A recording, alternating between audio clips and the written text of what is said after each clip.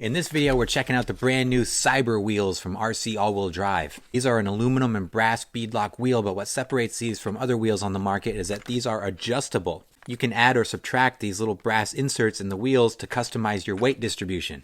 This is a very cool idea from RC All-Wheel Drive, and they look great. So why don't we open these up, we're going to take a look, then we're going to put them on a build, and we're going to do some real-time testing to see how much of an impact on performance these have as we customize the weight on the fly. So let's open them up and take a look. Alright, here's our package here. It's come in a set of 4, priced at just under $40. They're heavy, nice and heavy.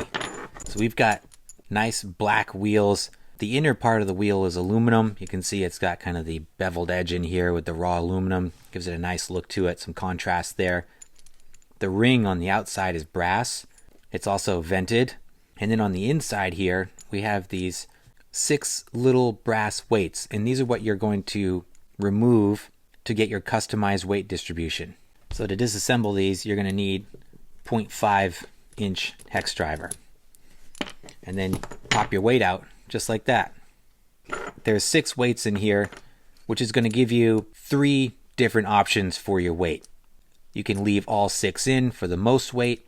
You can take all 6 out for the least weight. You could run 3 weights in kind of a triangular pattern here for a good middle ground. Anything other than those 3, I think you're going to get some odd distribution of the weight in this wheel. To disassemble the wheel, you've just got these 6 outer screws here. Again, utilizes the 0.5 inch driver to take these apart. Now we've got our wheel broken apart. So these are a 3-piece wheel, very easy to work with. That nice heavy ring. Initially, I was skeptical of how these are going to look, but seeing them in person, they look better than I was expecting. But this is definitely going to be aimed at more functional builds than aesthetic. So let's put some tires on here. I'm going to put these on the SCX24 Power Wagon. So actually, let's do some baseline runs with the Power Wagon, and then we'll mount these up and start doing some experiments real time. All right, so the first thing we want to look at with the Power Wagon is weight distribution. So here it is in stock form. We've got 44% front, 56% rear, total weight of about 355 grams. Here we are with the Power Wagon. The only thing that we've done to this is put some flex extensions on the rear. I've got the Adaptive Designs flex extensions on there. That's it. So let's just hit up a couple challenge lines to give us a good baseline. Whoa.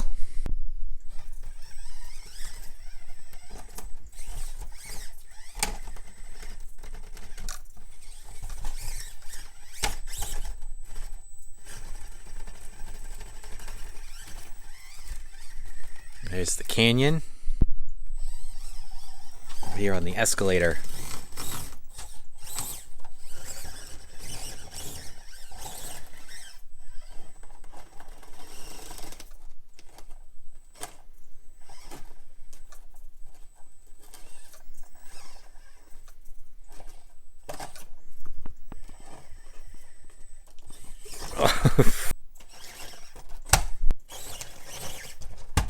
About some side hill, come across the chute here.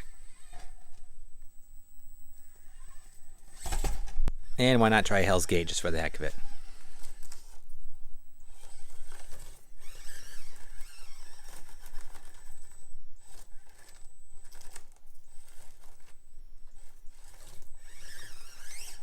Full disclosure, the flex extensions do hurt performance, I think, because it sets the rear end down lower, changes your shock geometry. So not ideal from a performance standpoint. Here! One more try.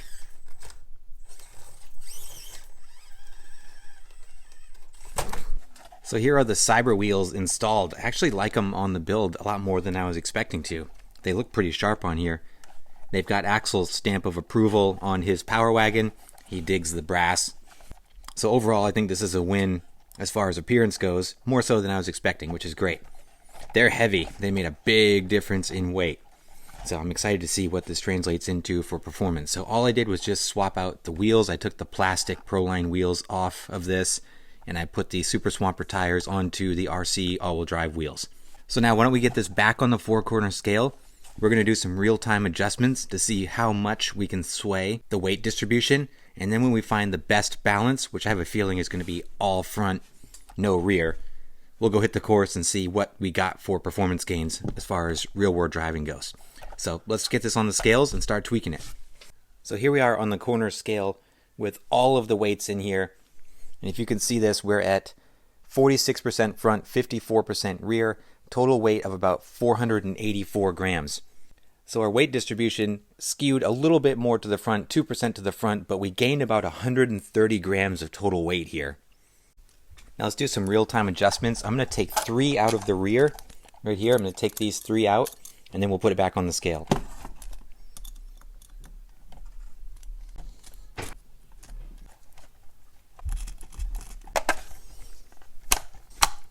Right, there we are with our new pattern. Let's put it back on the scale. Interesting, we didn't skew our weight distribution enough to register on the scale, so we're still 46.54. Lost a tiny bit of weight, not much. 7 to 8 grams by the looks of it. So now let's take all of them out of the rear and see if that does anything measurable.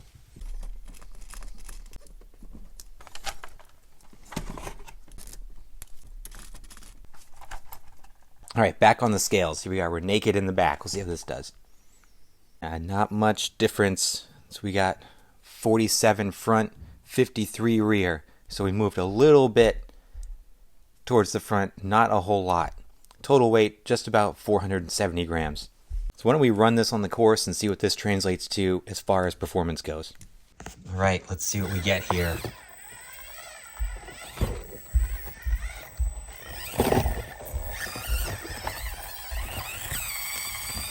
And head back over to the canyon. I can tell you I'm already having trouble steering. This stock servo is not going to like those heavy front wheels.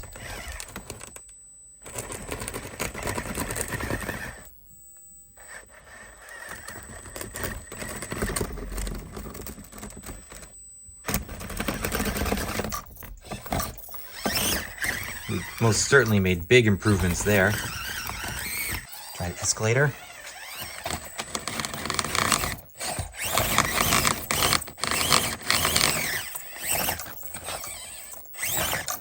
No steering.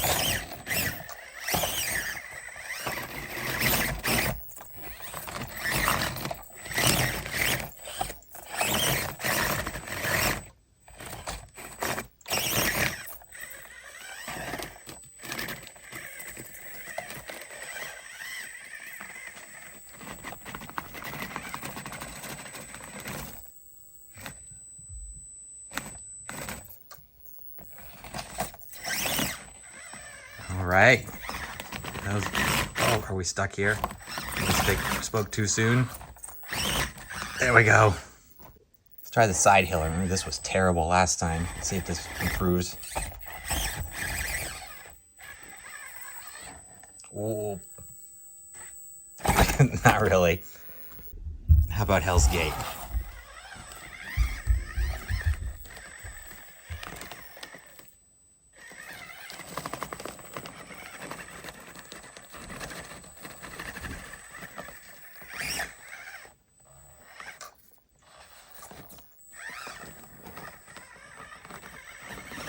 All right, made it. So that's pretty cool. That's a bigger gain in performance than I was expecting. We had pretty dismal results using the stock wheel and tire setup, but this combo seems to help it tremendously. And all we did was the wheels. We didn't change the tires. Remember, it's just the wheels. I'm stuck here. There we go. So that certainly surprised me. I wasn't expecting it to gain that much performance with just the addition of the wheels. And I almost wonder if it could benefit more from having all of the weights in there, just given the very minimal impact on weight distribution. You might be better off to have all of the weight to keep it planted. That might help the side hill a little bit more. Much improved for sure. So the CYBERWHEELZ from RC All-Wheel Drive. This was a fun little project and actually made a bigger impact to performance than I was expecting. The Power Wagon made noticeable gains on the indoor course, getting up all of the challenge lines when it struggled to do hardly any of them before doing the wheel modification. So just adding these wheels to this truck made a huge difference. The adjustability of them is cool. I was hoping for a little more difference when you start manipulating the weight in the wheels.